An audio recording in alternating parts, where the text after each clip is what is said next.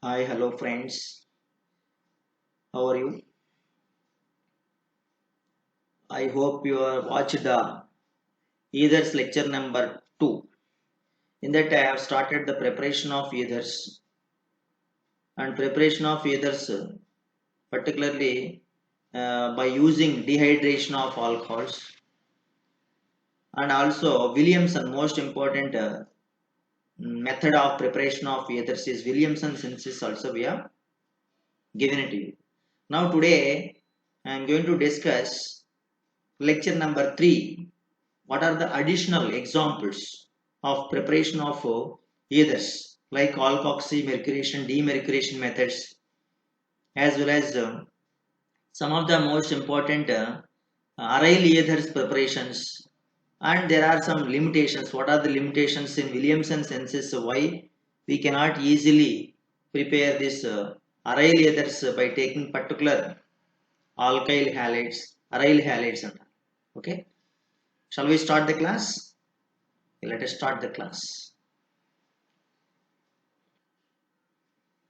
Now, this is lecture number 3, alkoxy mercuration demercuration method.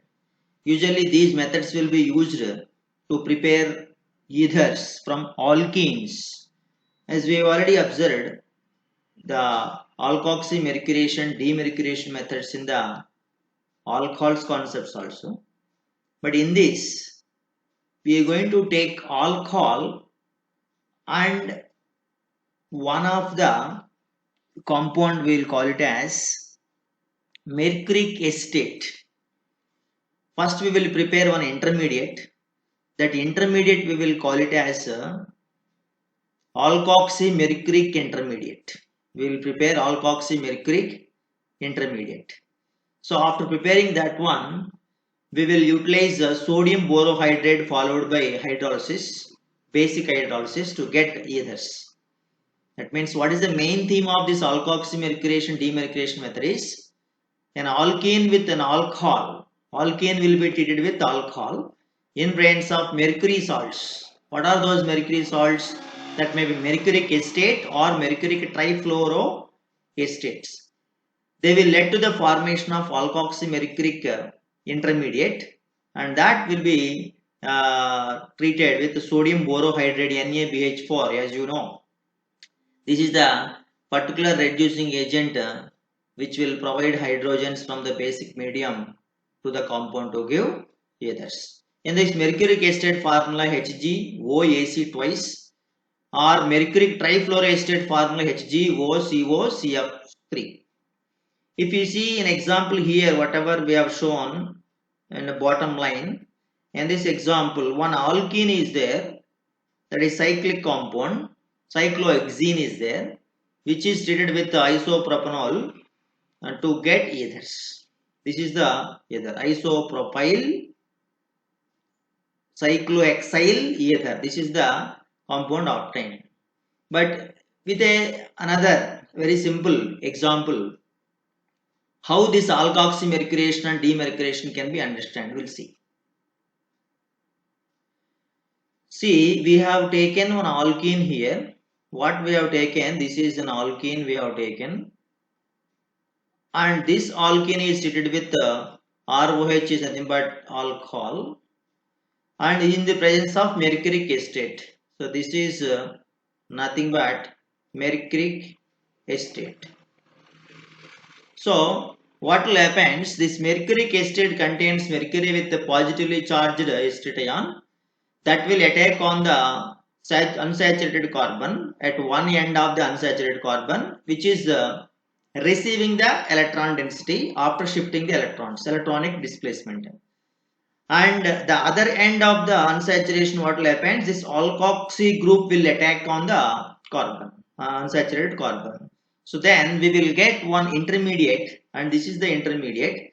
Whereas from the mercuric acetate, we will remove one OAC compound, that is acetate ion, and along with one H plus ion from the alcohol forms acetic acid.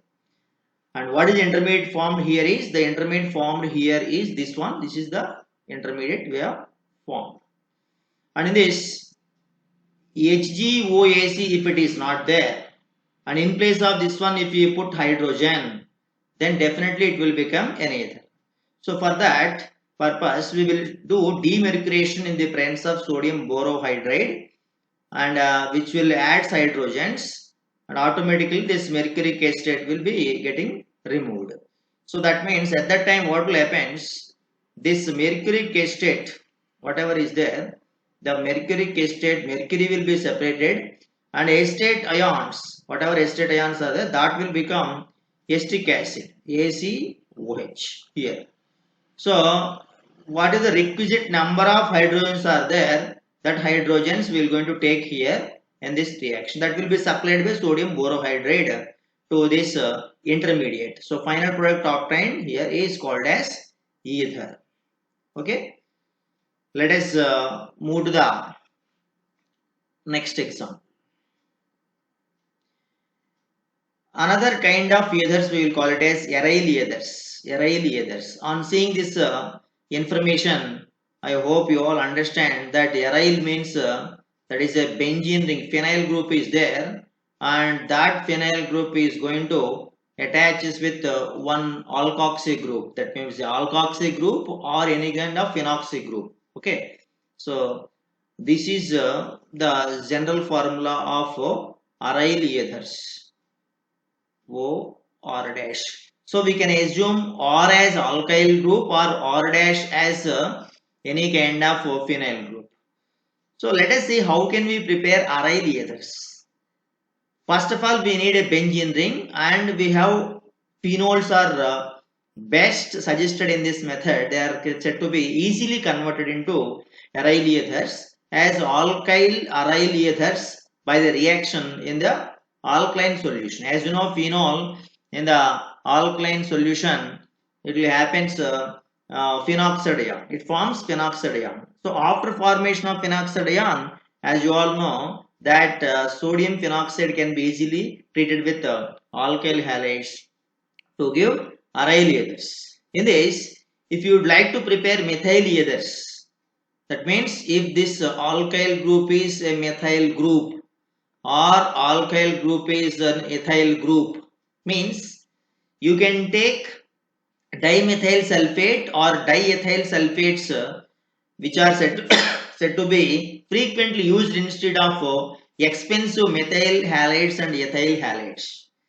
That is one of the best method, as we have normally methyl bromides and methyl chlorides. Ethyl bromides, ethyl chlorides can be taken, but they are expensive. So what is the another less expensive material is nothing but dimethyl sulfate.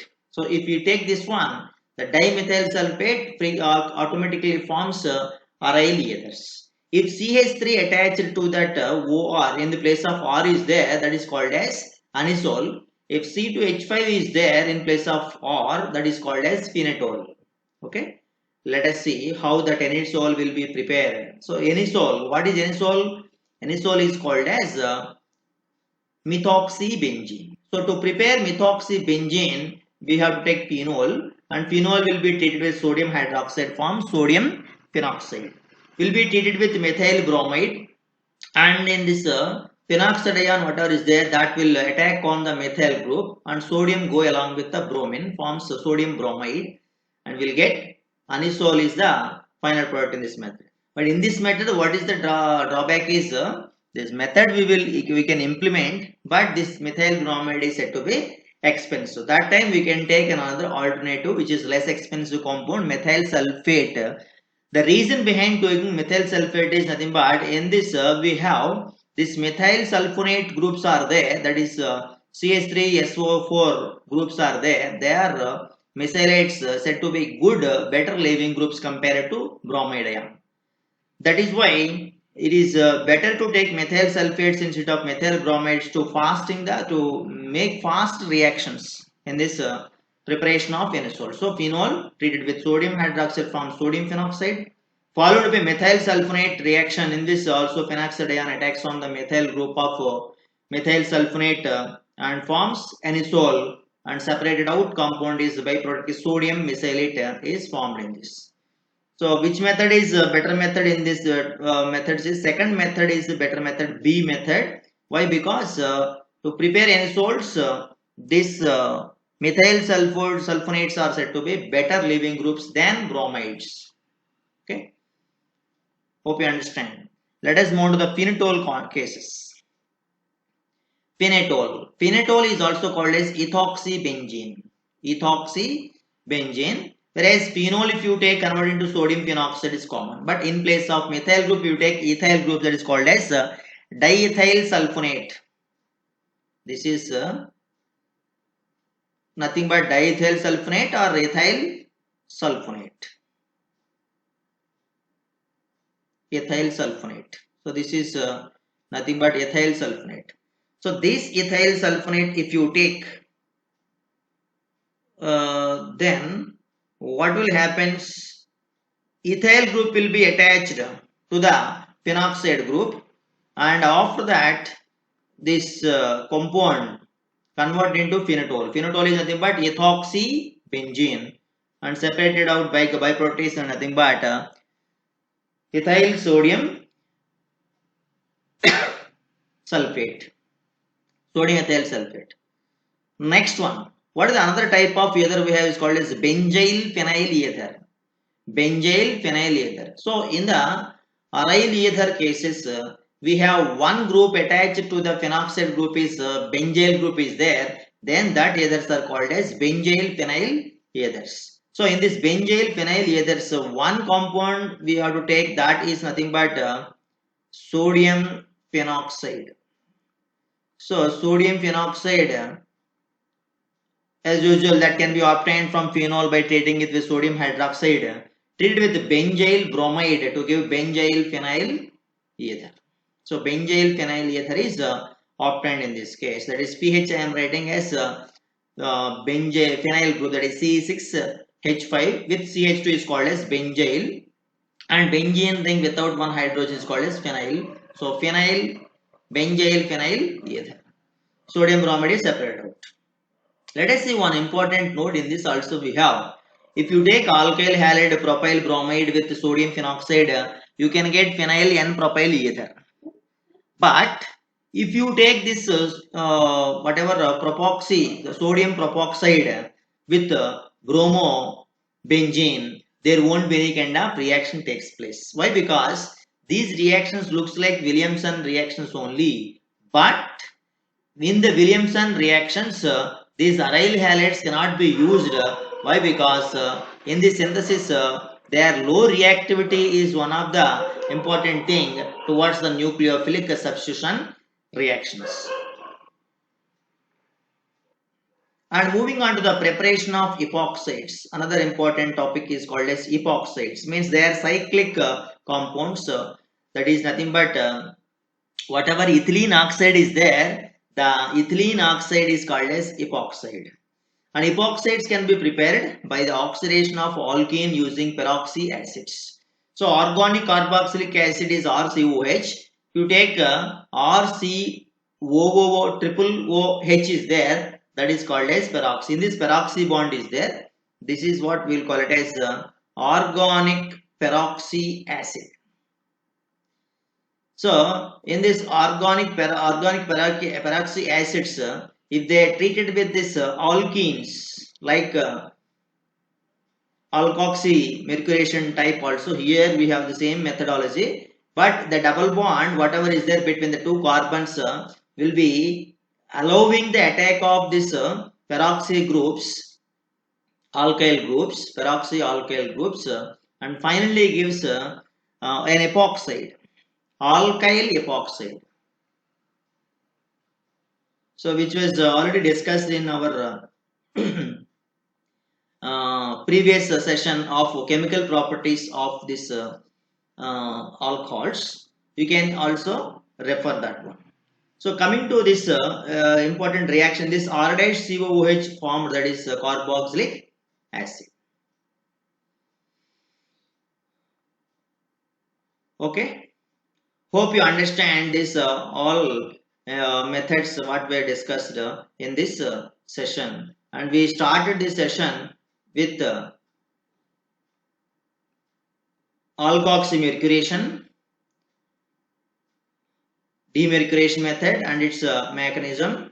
After that, aryl ethers were prepared, and preparation of aryl ethers, in that also we have prepared anisole, methoxybenzene and phenol ethoxybenzene, benzyl phenyl ether, as well as some of the drawbacks, why this aryl ethers, aryl benzenes are not said to be taken in the Williamson synthesis, also discussed along with the preparation of epoxides.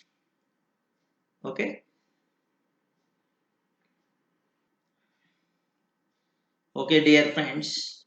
Hope you understand this lecture number 3 of ethers, and I have prepared ethers concepts 2 lectures, as ethers is also most important for our competitive examinations. So all these kinds of dehydration methods, Williamson synthesis, alkoxymercuration, aryl ethers preparation, as well as epoxide preparations are most important in the examination point of view. In the coming days classes, I will discuss objectives also on these topics. Okay, thank you very much. We will meet in the next lecture with the chemical properties of ethers. Thank you.